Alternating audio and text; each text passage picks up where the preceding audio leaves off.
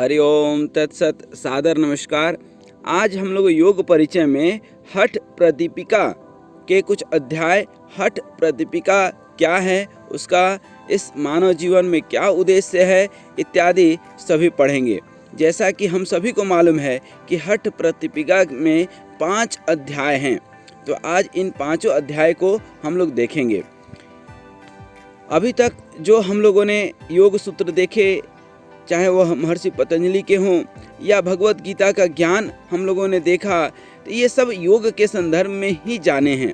आज भी योग के संदर्भ में ही हठ प्रदीपिका देखेंगे, जिसका एक विशिष्ट स्थान है, जिसमें हठ योग का सविस्तार वर्णन किया गया है। उसी का नाम हठ प्रदीपिका है। वस्तुतः हठ योग है क्या? इस प्रश्न का उत्तर वर्तमान समय में बहुत ही भ्रमित हो रहा है। कहीं पर हठ योग का अर्थ बलपूर्वक की गई क्रियाओं से लिया जाता है, तो कहीं पर हठ पूर्वक किए गए अभ्यास को हठ योग की संज्ञा दे दी जाती है। परंतु वास्तव में ऐसा नहीं है। केवल बलपूर्वक अथवा हठ पूर्वक किया गया अभ्यास हठ तो हो सकता है, किंतु हठ योग नहीं है। हठ अर्थात जिद, कहते हैं ना, जिद करो और दुनिया बदलो। इसी प्रकार योग में भी कुछ जो अपने शारीरिक अभ्यास से नहीं हो पाता है, उसको व्यक्ति विशेष जब जिद से करता है तो उसको हठ जो है कह देते हैं हठ योग। वस्तुतः ऐसा है नहीं। हठ योग का शास्त्रीय अध्ययन हठ प्रदीपिका नामक ग्रंथ में प्राप्त होता है। हठ योग की साधना नाथ संप्रदाय की प्रमुख साधना पद्धति है, जिससे गोरक्षनाथ हैं, मतेन्द्र नाथ हैं, दीनानाथ आदि नाथ संप्रदाय के योगियों ने इसको आगे बढ़ाया। हठ योग प्रदीपिका हठ योग का मूलभूत ग्रंथ है, जिसमें योगी स्वात्माराम ने हठ योग को विस्तार पूर्वक समझाया है। यह ग्रंथ कुल 5 अध्यायों में विभक्त है। इस ग्रंथ में हठ योग की साधना पद्धति के श्लोकों के माध्यम से समझाया गया है। हठ योग प्रदीपिका की विषय वस्तु समझने के बाद अब अपने मन में यह स्वाभाविक प्रश्न जिज्ञासा उठता है कि हम हठ योग का जो है सविस्तार अध्ययन करें। हठ योग में जो है हम लोग इसका विश्लेषण तो पढ़ेंगे ही, और हठ प्रदीपिका के अनुसार हठ योग को समझने का प्रयास भी करेंगे। हठ प्रदीपिका का सामान्य परिचय प्राप्त कर सकेंगे और इसमें आसन, मुद्रा इत्यादि का अध्ययन करेंगे। अब हम इसके अध्यायों का थोड़ा सा अध्ययन करें तो पाते हैं कि यहाँ पर अध्यायों की जो है 5 जो है संकलन है, और इस प्रथम अध्याय में आसनों का वर्णन किया गया है, जिसमें कुल श्लोकों की संख्या 67 है। यहाँ पर श्लोक तो देना संभव नहीं है पूर्णतः, इसलिए सिर्फ संख्या याद रखें और मूल ग्रंथ में आप हठ प्रदीपिका का अध्ययन कर सकते हैं। उसके बाद यदि हम आते हैं द्वितीय अध्याय में, तो द्वितीय अध्याय हमारा प्राणायाम का अध्याय है। प्राणायाम के अध्याय से शुरू किया गया है और इसमें 78 कुल श्लोक है। तृतीय अध्याय मुद्रा का अध्याय है, जिसमें मुद्रा के साथ साथ बंध का वर्णन किया गया है। यह बड़ा अध्याय है, इसमें कुल 126 श्लोक हैं। चतुर्थ अध्याय में नादासुंदान योग का वर्णन किया गया है, इसमें कुल 114 श्लोक का संकलन किया गया है। हठ प्रदीपिका का पंचम अध्याय यौगिक चिकित्सा से संबंधित है, जिसमें कुल 24 श्लोक हैं। इस प्रकार हठ योग प्रदीपिका में कुल 409 श्लोकों का संकलन है। अब हम आते हैं प्रथम अध्याय पर। तो प्रथम अध्याय में श्री आदिनाथ कहते हैं, श्री आदिनाथाय नमोस्तु तस्मै येनोपदिष्टा हठ योग विद्या, अर्थात हठ योग विद्या की शिक्षा देने वाले आदिनाथ को नमस्कार है, क्योंकि यहीं से शुरुआत होती है।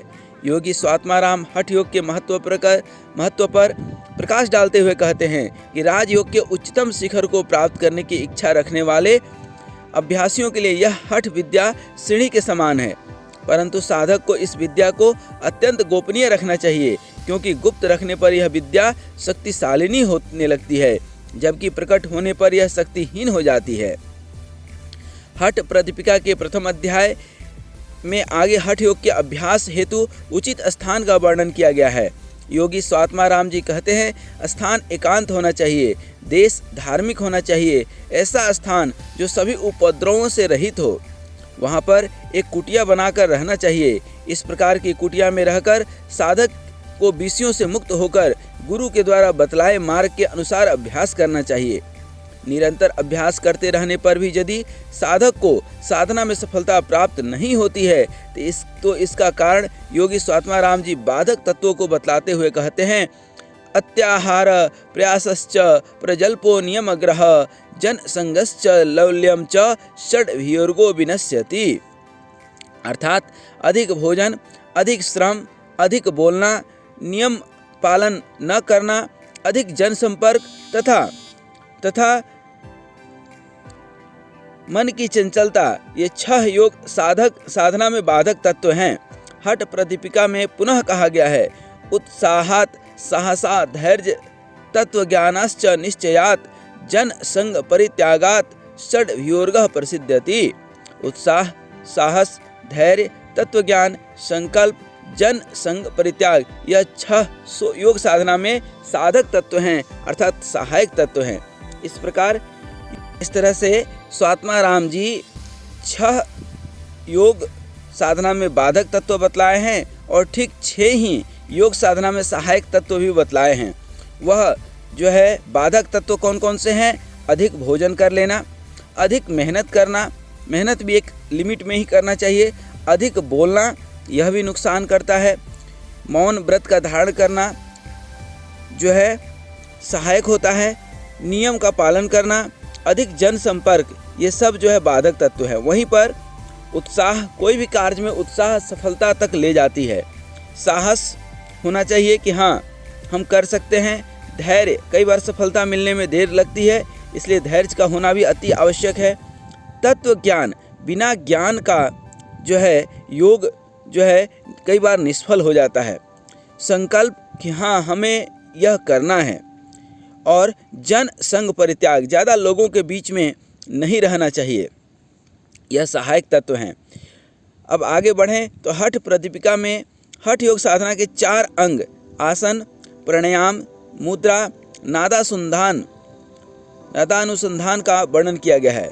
यहाँ आसन को योग साधना का प्रथम अंग मानते हुए कहा गया है कि आसन शारीरिक तथा मानसिक स्थिरता के साथ साथ आरोग्य एवं लघुता का विकास करता है। हठ प्रदीपिका में निम्नलिखित 15 आसन का वर्णन किया गया है। स्वस्तिकासन, गोमुखासन, वीरासन, कूर्मासन, कुक्कुटासन, उतान कूर्मासन, धनुरासन, मत्स्येंद्रियासन, पश्चिमातासन, मयूरासन, शवासन, सिद्धासन, पद्मासन, सिंहासन, भद्रासन।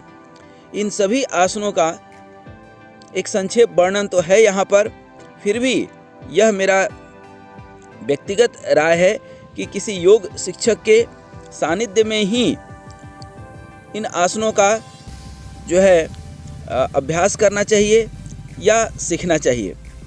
कई बार YouTube पर जिस तरह से आप मुझे सुन रहे हैं उस तरह से इन आसनों को देख सकते हैं, किसी योग्य शिक्षक का हो तो, और आप अभ्यास कर सकते हैं।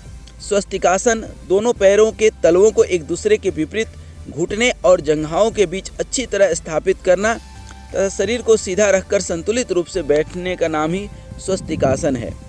गोमुखा आसन, ये सुंदरता के लिए बहुत ही सुंदर आसन है। दाहिना एड़ी को बाईं नितंब के नीचे और बाएं एड़ी को दाहिने पैर पर रखकर गाय के मुख के समान आकृति बनाना ही गोमुखासन कहलाता है। दोनों हाथ को पीछे की ओर ले जाते हैं इसमें।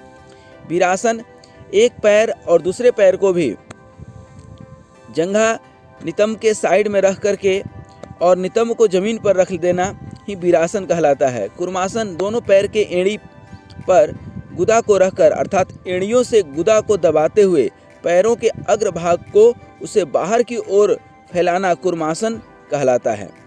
कुक्कुटासन, पद्मासन लगाकर घुटनों और जंघाओं के बीच से दोनों हाथ को डालकर हथेलियों को अच्छी प्रकार भूमि पर सुस्थिर कर हथेलियों के बल पर शरीर को आकाश में स्थिर करना, पृथ्वी से शरीर को ऊपर उठाना कुक्कुटासन कहलाता है।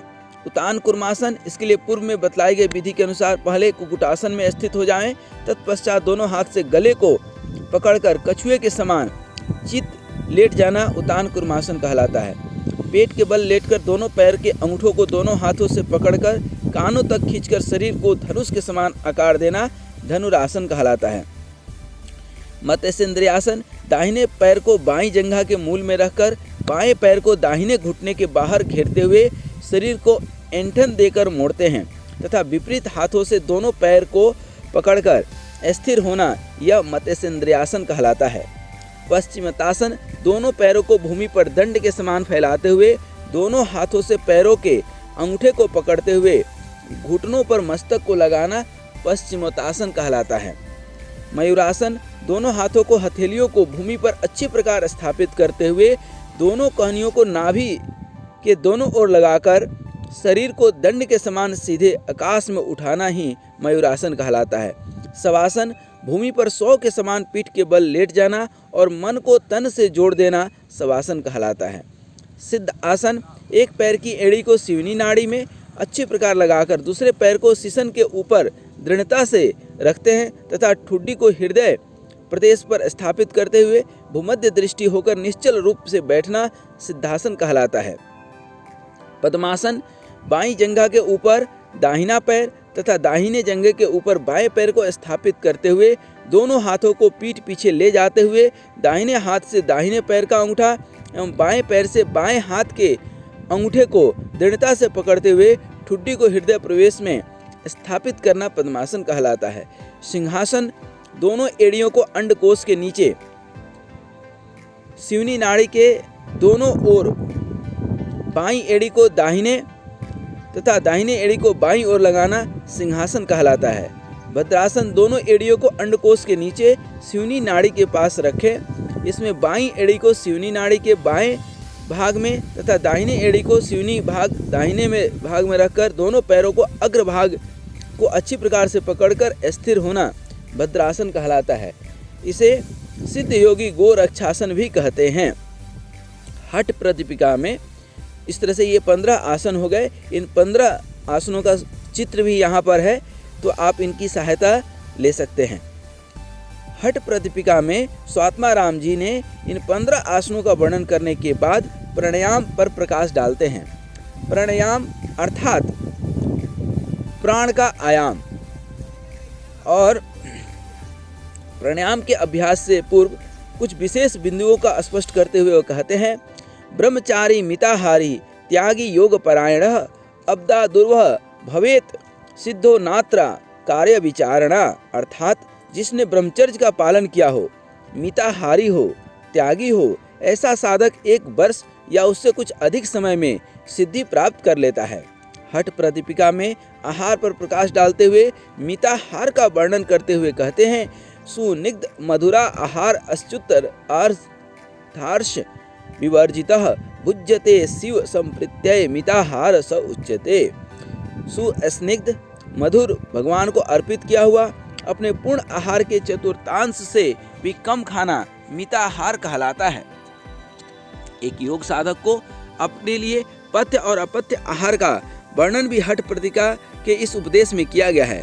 अपथ्य के अंतर्गत कटु, अम्लीय, खट्टा, तीखा, नमकीन, अधिक गर्म, हरी, साग, खट्टा, भाजी, तेल, तिल, सरसों, मद्य, मस्ती, बकरे या मांस, मदिरा इत्यादि, दही, छाछ, कुल्थी, बेर, खल्ली, हींग तथा लहसुन आदि का वर्णन आता है।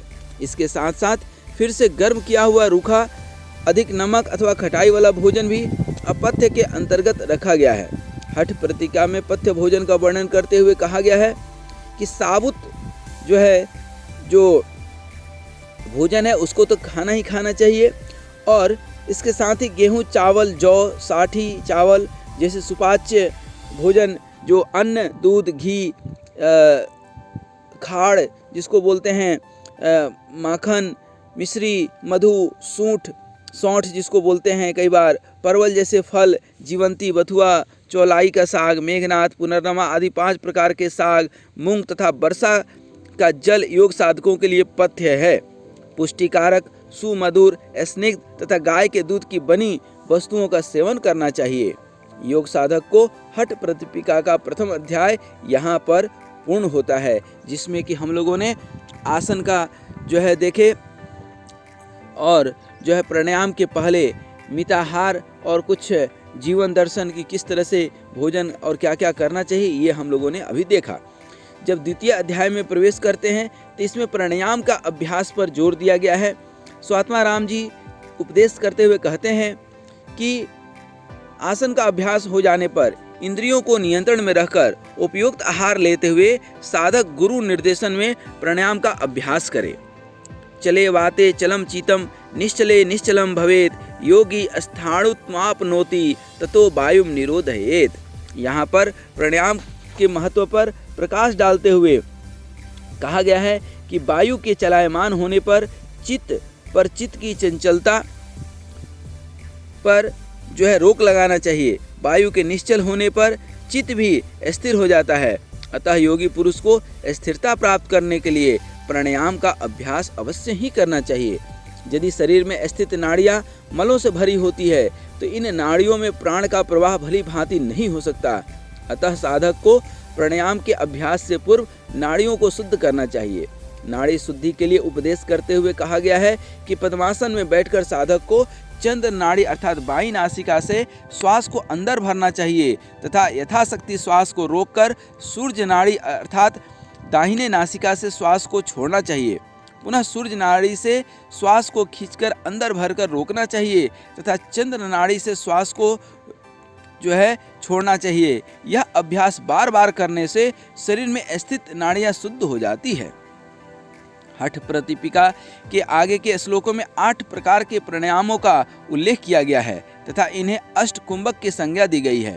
प्राणायाम के अभ्यास पर प्रकाश डालते हुए कहा गया है कि साधक को प्रातः काल, मध्याह्न एवं सांझ तथा अर्धरात्रि काल में अर्थात दिन में 4 बार प्राणायामों का अभ्यास करना चाहिए तथा एक बार में साधक को 80 प्राणायामों का अभ्यास करना चाहिए। 80 अर्थात 80 बार सांस लेना छोड़ना इत्यादि। इन प्राणायामों का अभ्यास करते समय यदि शरीर से पसीना निकलने लगे तो यह प्राणायाम की प्रथम स्थिति है।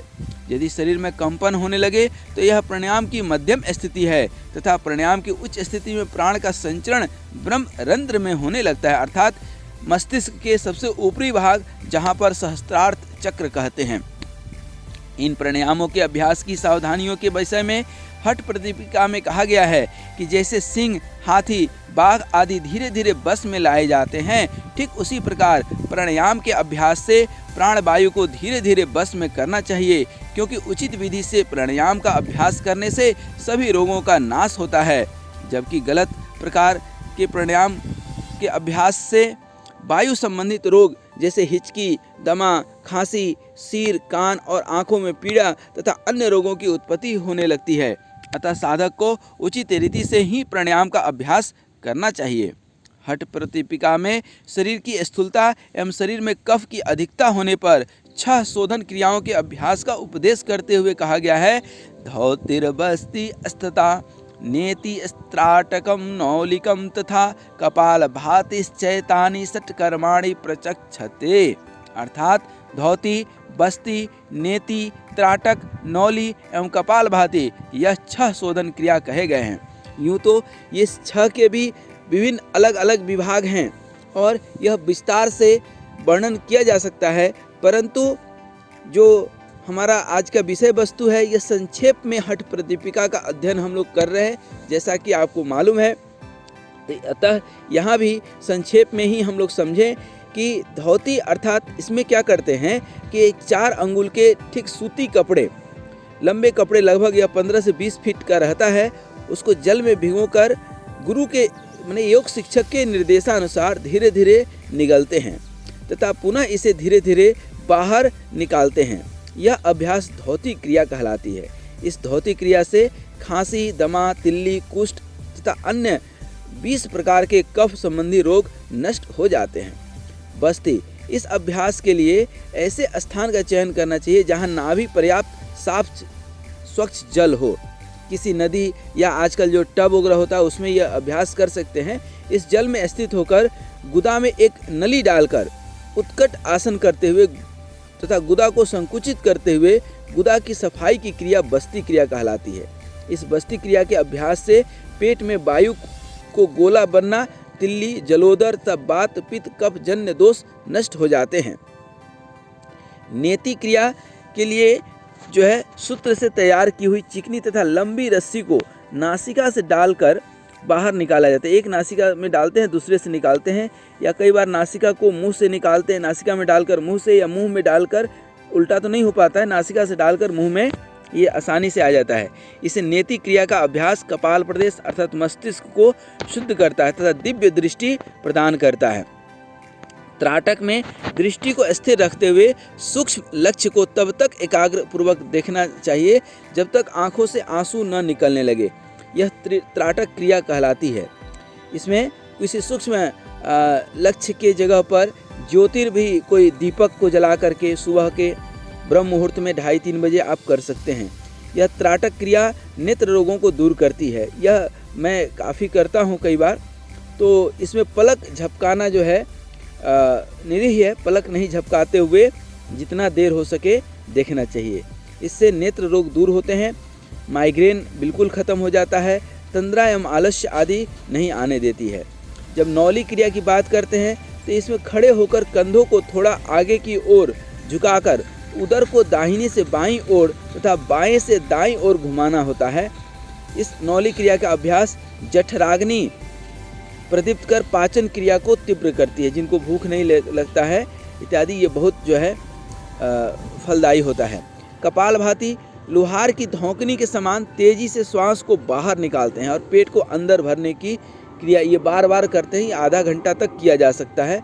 इससे पेट संबंधित जितनी भी बीमारियां हैं और खास करके मोटापा बहुत जल्दी छूमंतर हो जाता है। इस तरह से इन अभ्यासों से काफ़ी सारा जो है इस षटकर्म से और षटकर्म के अभ्यास से और जो है काफ़ी फ़ायदा तो होता ही है। और ये प्राणायाम के पहले ज़रूर अभ्यास करना चाहिए। हठ प्रदीपिका के इस अध्याय में अर्थात द्वितीय अध्याय में सूर्य भेदन, उज्जयी, शीतकारी, शीतली, भ्रष्टिका, भ्रामरी, मूर्छा और प्लवानी नामक 8 प्रकार के कुंभकों अर्थात प्राणायाम का वर्णन करते हुए कहा गया है। सूर्य भेदन, मुज्जयी, शीतकारी, शीतली तथा भ्रष्टिका, भ्रमारी, मूर्छा, प्लवानिष्ट कुंभकाः।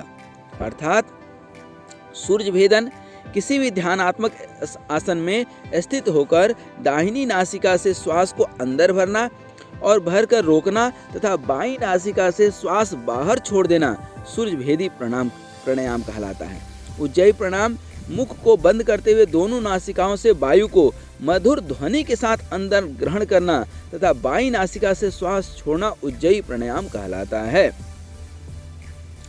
शीतकारी प्राणायाम मुख से सीसी की आवाज करते हुए वायु को अंदर ग्रहण करना शीतकारी प्राणायाम कहलाता है। शीतली प्राणायाम जीभ को दोनों ओर से मोड़कर वायु को अंदर खींचना शीतली प्राणायाम कहलाता है। भ्रष्टिका प्राणायाम ध्यानात्मक आसन में स्थित होकर वायु का तेजी से रेचक व पूरक करना भ्रष्टिका प्राणायाम कहलाता है। भ्रामरी प्राणायाम ध्यानात्मक आसन में स्थित होकर भ्रमर के समान गुंजन करते हुए वायु ग्रहण करना पूरक और भ्रामरी प्राणायाम कहलाता है। मूर्छा प्राणायाम वायु का पूरक करने के बाद अति दृढ़ता पूर्वक जालंधर बंद लगाना तथा धीरे धीरे वायु का रेचक लगाना मूर्छा प्राणायाम कहलाता है। प्लावनी प्राणायाम उदर को पर्याप्त मात्रा में वायु से भरना प्लावनी प्राणायाम कहलाता है। हठ प्रदीपिका के इस अध्याय के अंतिम श्लोक में हठ योग की सिद्धि का वर्णन करते हुए कहा गया है। वपुः कृशत्वं वदने प्रसन्नता नाद स्फुटत्वं नयने सुनिर्मले अरोगता बिंदु जयो अग्निदीपनम नाड़ी विशुद्धि हठ सिद्धि लक्षणम। अर्थात शरीर में हल्कापन, मुख पर प्रसन्नता, स्वर में सौष्ठव, नयनों में तेज, रोग का अभाव, जठराग्नि की प्रदीप्ति तथा नाड़ियों की विशुद्धि हठ सिद्धि के लक्षण हैं।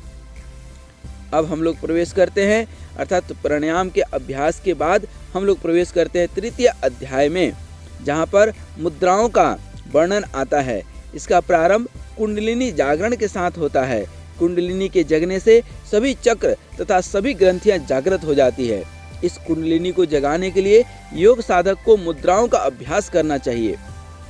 हठ प्रदीपिका में 10 मुद्राओं का उल्लेख किया गया है। महामुद्रा, महाबंध मुद्रा, महावेद मुद्रा, खेचरी मुद्रा, उड़ियान मुद्रा, मूलबंध मुद्रा, जालंधर मुद्रा, विपरीत करणी मुद्रा, वज्रोली मुद्रा, शक्ति चालन मुद्रा।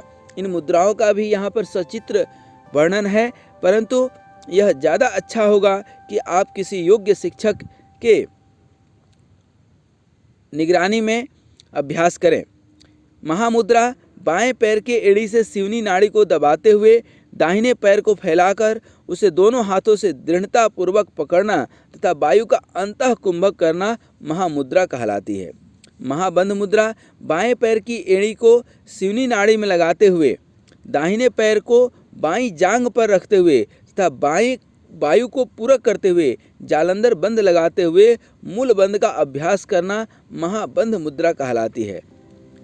महावेद मुद्रा, पूर्व विधि अनुसार महाबंध मुद्रा में स्थित होकर दोनों हथेलियों को अच्छी तरह जमीन में लगाकर नितंबों को भूमि पर पटकना महावेद मुद्रा कहलाता है।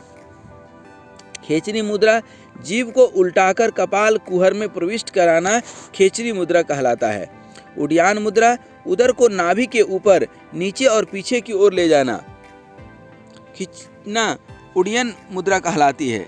मूल बंध मुद्रा, एड़ी से सिवनी नाड़ी को दबाकर गुदा का आकुंचन करना तथा अपान वायु को ऊपर की ओर खींचना मूल बंध मुद्रा कहलाती है।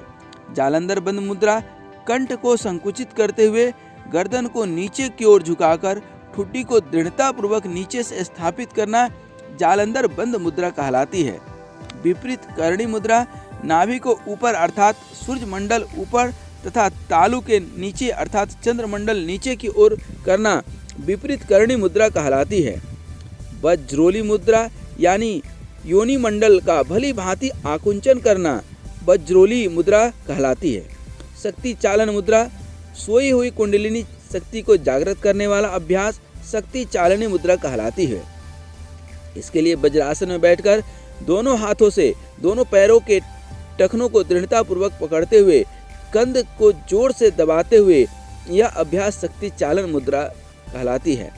इस अध्याय में अर्थात तृतीय अध्याय में उपदेश करते हुए स्वात्माराम जी ने ब्रह्मचर्य का पालन और पथ्य भोजन पर विशेष जोर दिया है और तब साधकों को इन मुद्राओं का अभ्यास करना चाहिए जब उसकी सभी नाड़ियां शुद्ध हो जाती है तथा ऐसा योग साधक महान सिद्धियों को प्राप्त करता है।